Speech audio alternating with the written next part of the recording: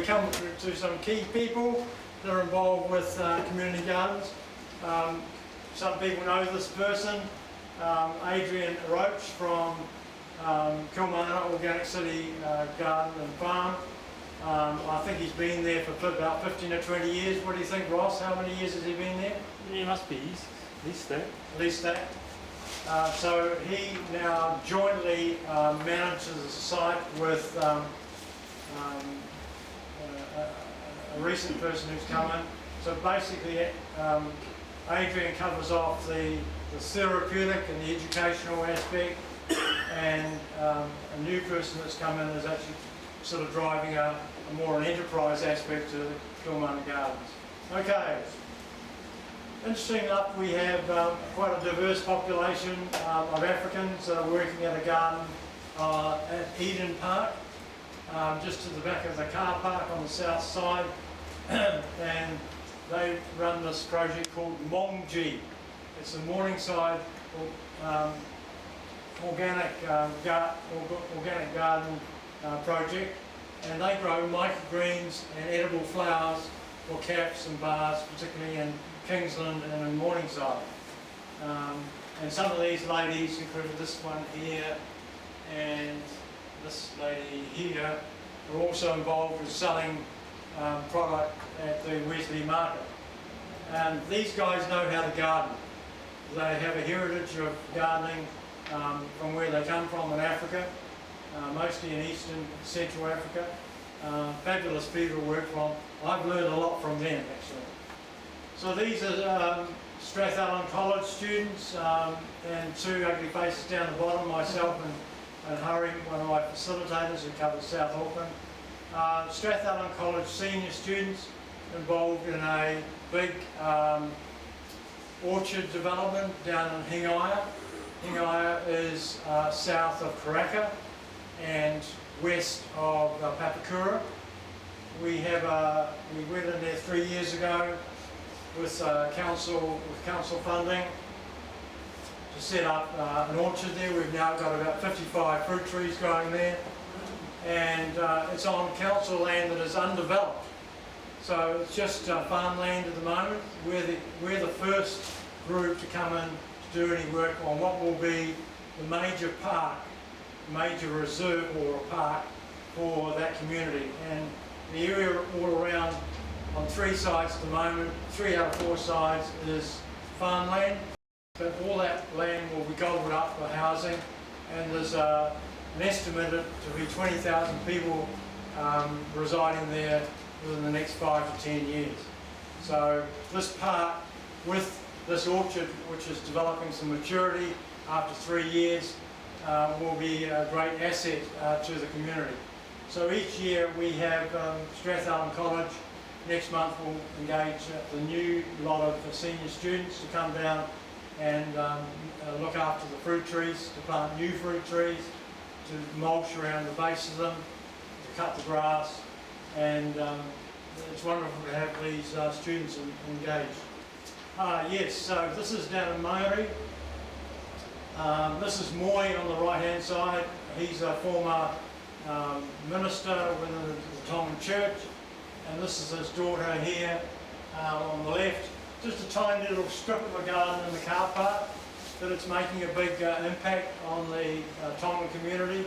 It's the Seventh-day Adventist Church in Mangere, just north of the Mangere Town Centre. So we just started that garden last year. And what would we do without having community volunteers? This is Papakura Garden at Rolleston Park. Been a very troublesome environment with there's a huge population of Housing New Zealand population around the perimeter. There's also gangs evident, and youth gangs are actually worse than the adult gangs. They've actually decimated the garden numerous times. They burnt the toilet, they set a fire in the portable toilet. They established a fire on the water tank, and the water tank got so hot that the top of the tank actually melted away and fell into the centre. But we're making some progress. We're engaging with wider community.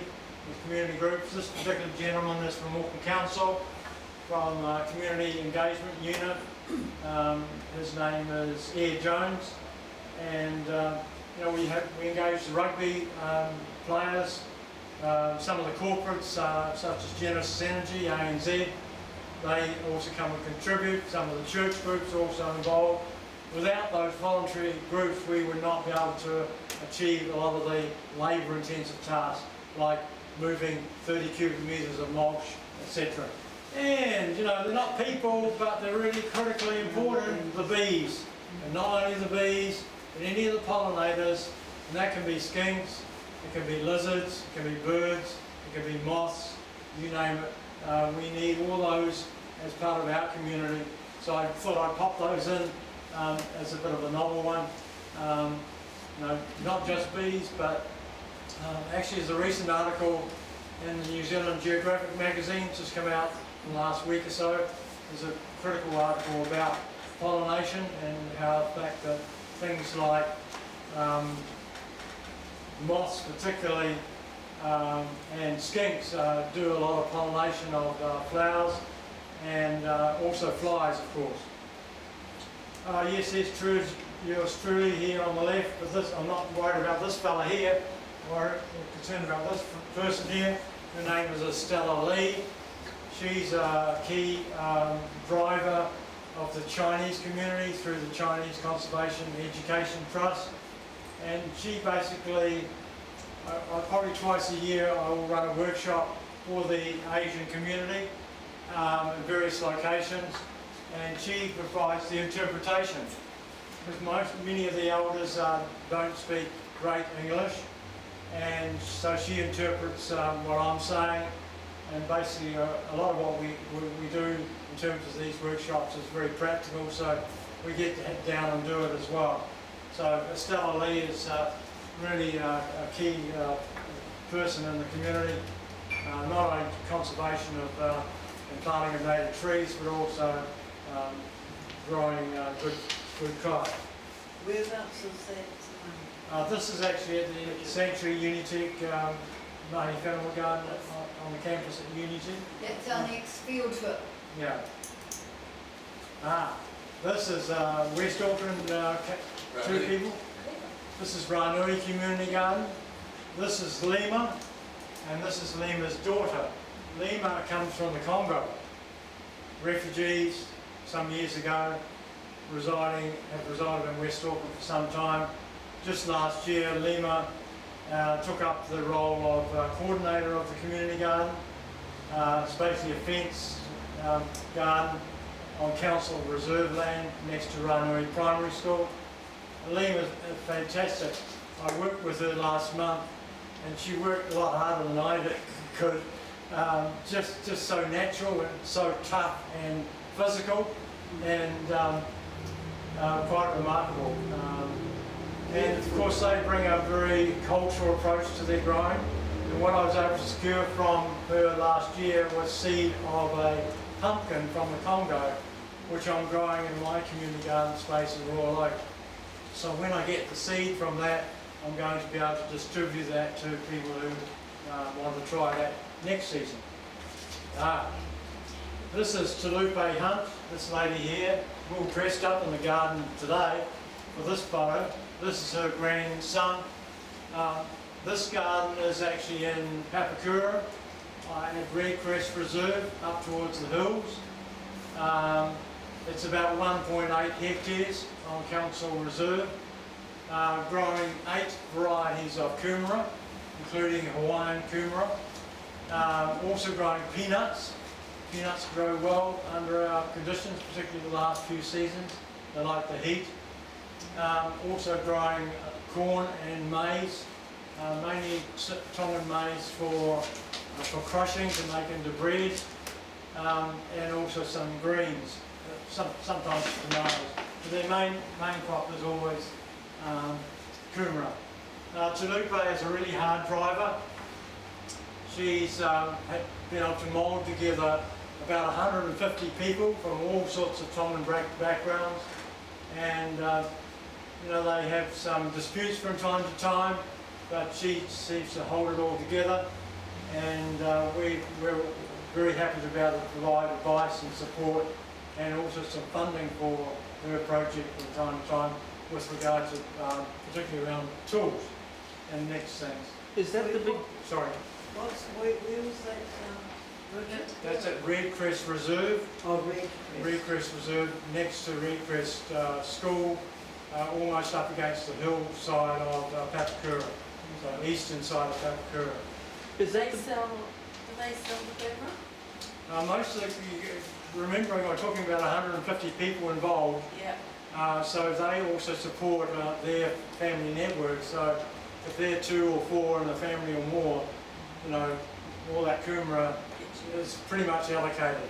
I think some of it may go to food banks in the area, and of course they have a nursery as well, so they can propagate the tipu for the next season. Next things. Do they actually sell the tipu though? Yes, they do. If you And want to if get you're a interested variety in acquiring it, you can acquire it through Gardens for Health from about early to mid, and sometimes even late November this year. Might be good for seed savers. Yeah, we can make some available. It's very low price in fact, but top quality. Okay, this is a garden which is both Asian and Indian, mainly Indians from India. This garden is at the Bharatiya Mandir Temple in Balmoral, not far from here. So when you go down Balmoral Road, you see the big dome, white dome with the flag flying up above it. Many of you passed that. Well, behind the car park to the south of the temple and the car park, we have some backyard gardens that are operating as a community garden, because the temple own many of the properties south of the temple. So also we also grow a lot of the cultural crops that both the Asian population and the Indian population enjoy. We'd love to have more people at this garden, but you know, for now it's quite small. This guy. So this is an organic market garden, and this is Levi. Levi is the future of our community gardens, in a sense that he's a great advocate and a driver for regenerative agriculture with a very strong biological focus.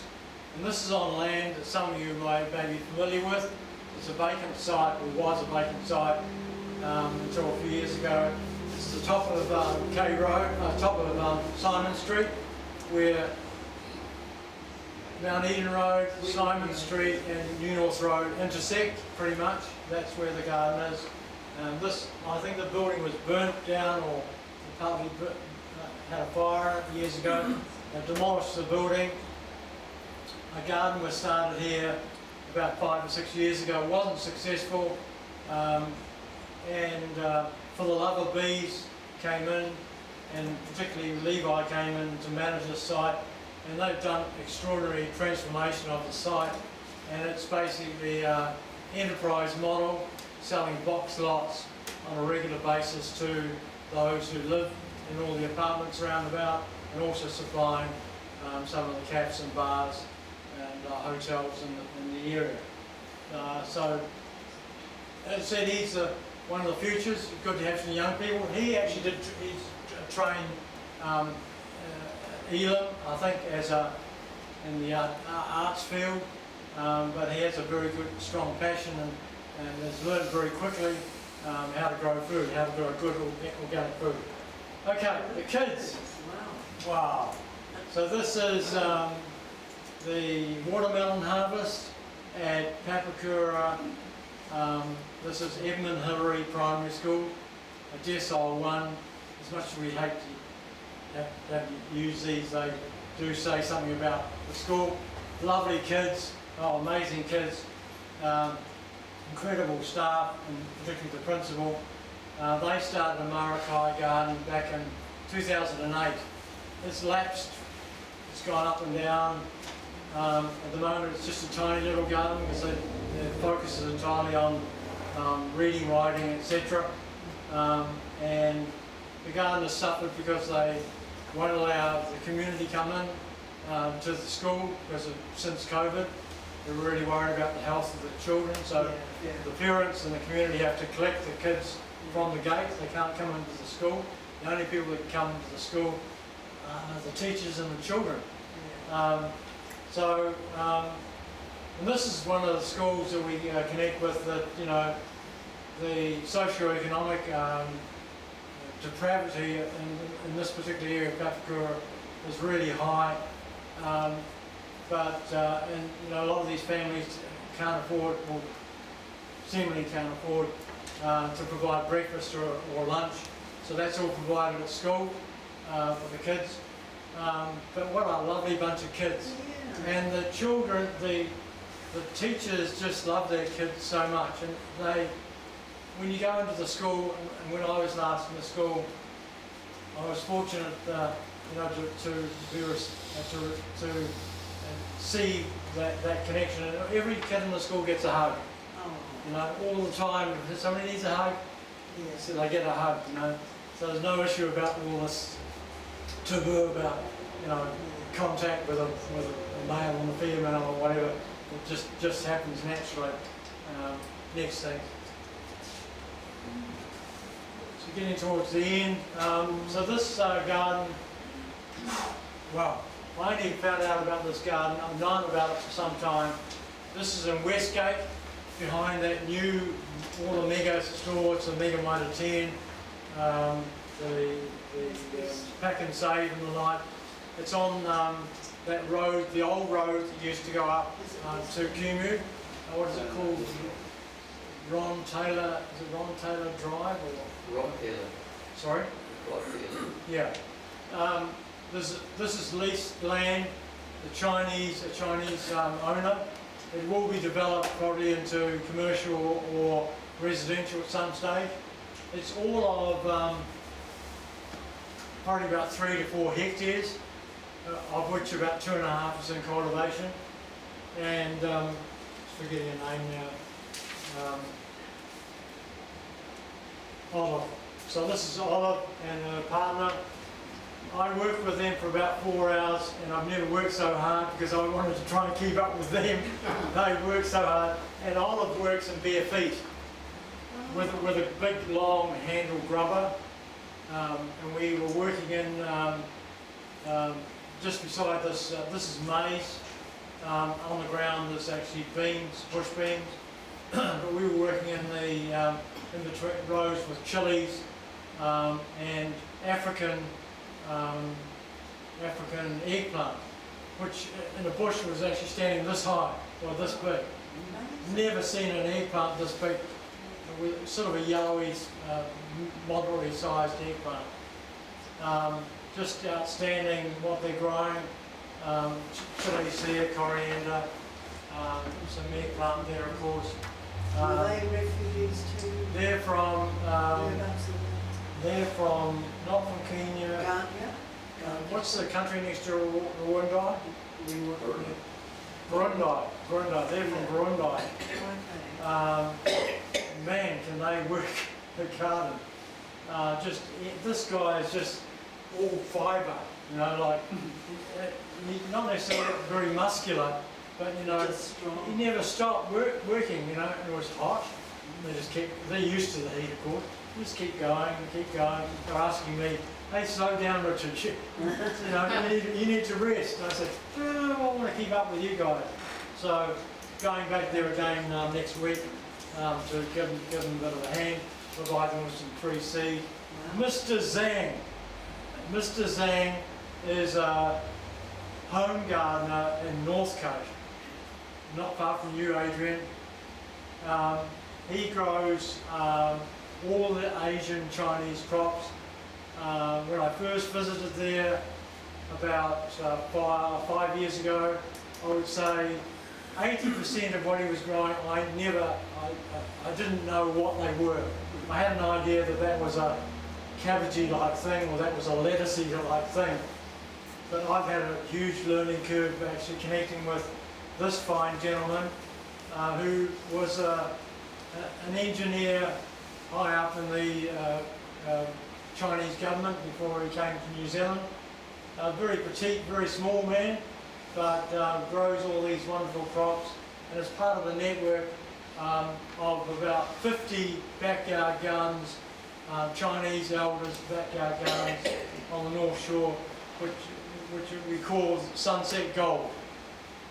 So we sometimes run workshops with these guys, but their English is not great, so we usually bring an interpreter in, but really I can't teach them much. These guys can teach us. Just fabulous what they know. Next. Sorry about the picture. This was a very bleak day. It was just starting to rain. I tried to brighten it up, but it's actually a little too bright. This is Carlo. This is Pila, and they're Tongans. They live in Glen Innes, but this particular garden that they're now managing is in Mangere, and they grow lots of taro.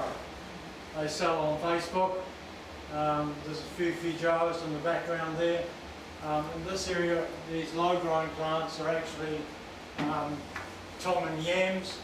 We've got a lot of bananas. This is only just a small portion.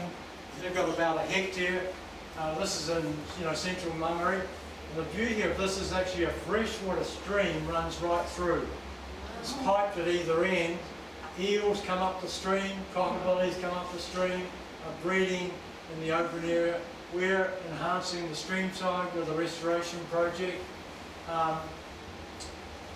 Any of you around next month, April the 29th, 10 o'clock in the morning, we're having our Gardens for Health gathering at this site to showcase what has actually been done. You are most welcome to attend if you would like to come. I can connect the details through Adrian. Have you any idea what day it is? Sorry? Have you any idea what day it is? I think it's either Wednesday. I always change the days to make it easier for different people. It's either Wednesday or Thursday. I'm not sure. Yeah. 29th. Anybody got their phone there? Check the date. It's a Thursday. It's a Thursday. Thank you. They grow a lot of taro, of course. They grow a lot of kumara, huge amount of kumara. Not so much peanuts. Watermelon have been producing huge quantities just recently. Harry and I have been working on the stream side, sort of progressively stage 3, moving into stage 4 later this year. We've just moved about 30 cubic metres of mulch in around the stream margins to control the weed growth.